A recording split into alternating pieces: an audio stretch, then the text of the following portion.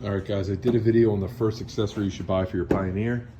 It's this roof. I stand by that. Second accessory, a lot less exciting. Pull up your seat. We need to protect this battery. I live in Maryland. We get the full force of all 4 seasons. I mean, we get some pretty cold winters. Winters destroy these batteries. There's nothing more frustrating going out on the first nice spring day. You're having a nice snow that you want to pull a tube in, take this thing off-road. This battery's dead. I don't know what batteries cost now, but they're expensive. So, easiest thing to do, put on a trickle charger. I keep this Klein tool pouch. Got a couple Battery Tender Junior modules. Got some with the alligator clips, some with the semi-permanent terminals. We're gonna use this semi-permanent terminal. That way you don't have to clip these on and off every time. And we should be able to run this up and zip tie it somewhere on the frame for easy access, easy disconnect. Looks like this one's been used. We need to put a new end on that. Project for another day. This one's clean. I also have one of my Gravely right here. So you got this inline fuse, trace it up. Got a wall mounted power strip. Got this cord set up. Runs back here over the butcher table. This was an auction find, pretty sweet, stainless steel table. But that's where we'll put the module. Side by side's parked about right there.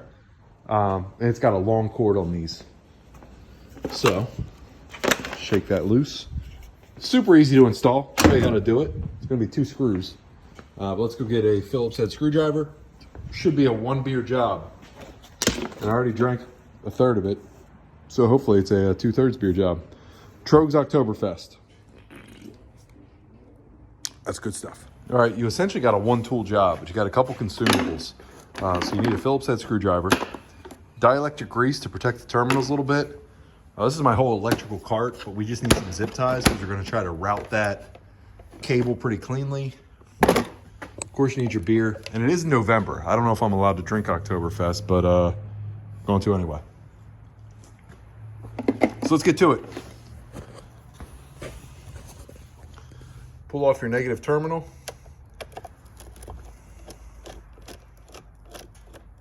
Try to do this one-handed, not get shocked.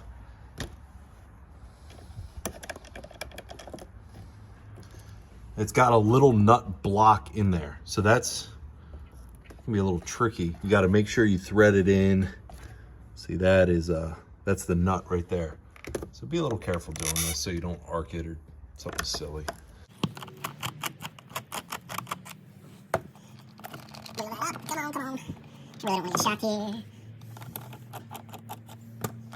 There you go.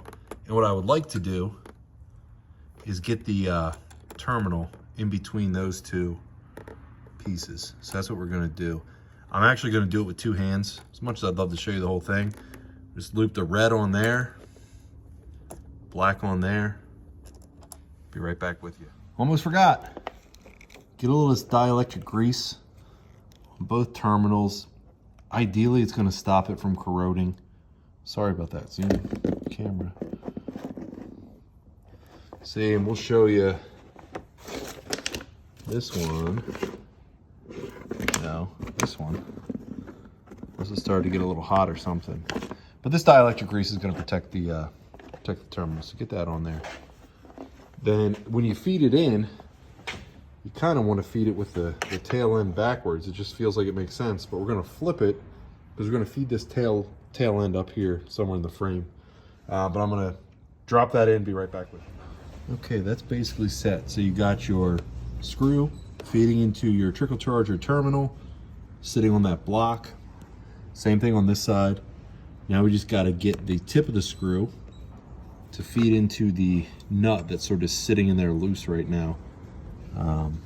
So I'm not going to show you that again. It's probably going to take 2 hands, but let's get those in. Sometimes you're going to have to keep spinning to get that nut to catch. And you got to push down because the nut's just sitting loose inside that terminal, which is a pain. But you jiggle it, wiggle it, spin it enough, you'll get it. Okay guys, that's it. So your negative is square on there. Positive is square on there. This dust cap can sort of sit in there. You want to make sure that this can fold over, which we will, but now we want to figure out where we're going to route this. And we want to tuck that fuse in, and we might even have to, you know what we're going to do? See how this is going straight back? We're going to turn this to the side. We'll have to loosen it. That way we can drop this fuse in behind the battery. So we loosen that like 1/8 of a turn. So now we got a little bit of flexibility. Turn it that way, coming off at a 90. That way the entire fuse can tuck in here. Then we just got to go ahead and tighten this back up.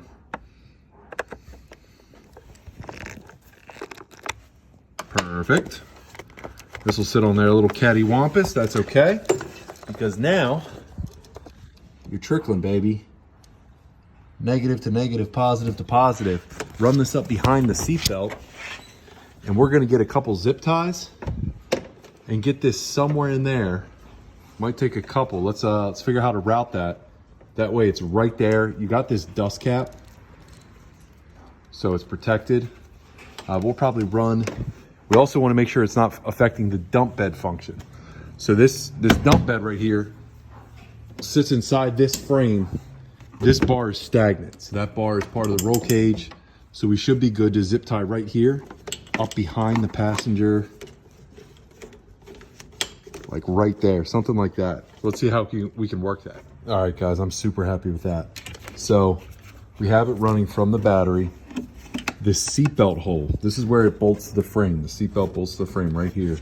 So instead of going up and over to this crossbar in between the backrest and the seat, we actually have it dropping down from the battery compartment in through this hole, right?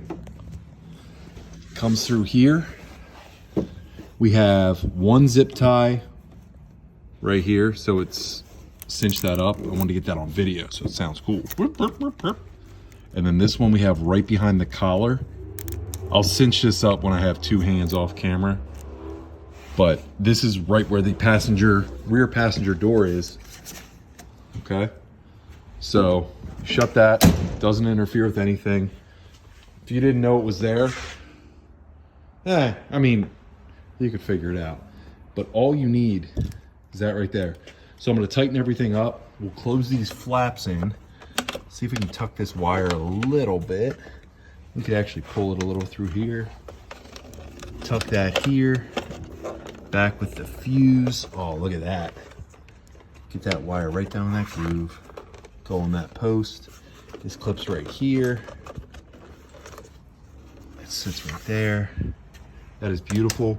We use black zip ties, so it matches everything. When you put the seat, you'll see that a little bit. And if you're looking for it, you'd see that. But once that cap is on, unless you were like, oh, I wonder if this has a trickle charger, you're not going to notice that, right? And you can actually, if we leave a tiny, tiny bit of slack in the zip tie, you'll be able to actually push it in further.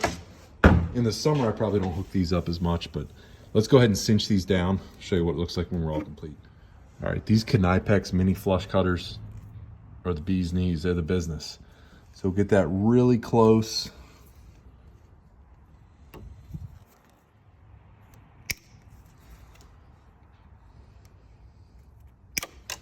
And then of course, rotate that under so you can't see the tabs.